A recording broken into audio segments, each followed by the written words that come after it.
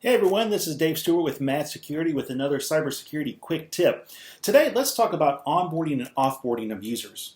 Now, no matter what size of business you are, you must have a process of some sort for adding users and giving them proper access within your environment, and also removing these users upon their termination, as well as changing access should there be a transfer within the company. We'll talk about that in a moment.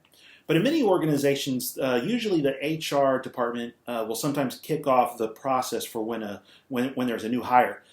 It is important within this process, though, that it is clear who approves what access is given to the different systems within your environment. For access to data, though, it should be the data owner who approves the access to that data. When offboarding a user, it is imperative, very imperative, that the process is followed both prior to termination, if you know that the user is leaving with like a 2-week notice, and when the termination happens. Far too often it happens when an employee leaves, someone forgets to disable their account, and they're still receiving email long after they've left the company. It's also important that when a user transfers roles within a company, that both the onboarding and offboarding processes are followed.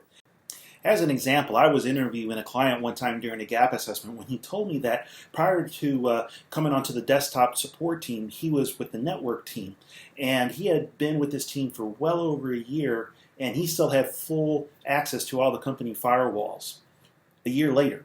So these processes must be followed internally, even if there's transfers going on. Think of it this way. When a tenant moves out of an apartment, the keys are turned in, and typically the locks are changed. Even if that tenant moves into another unit within the same complex, those keys are still turned in and the locks are changed.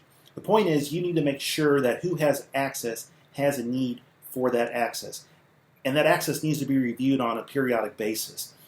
Access is given, but also removed when it is no longer required. Matt Security is here to help you through these cybersecurity challenges. I'll see you next time.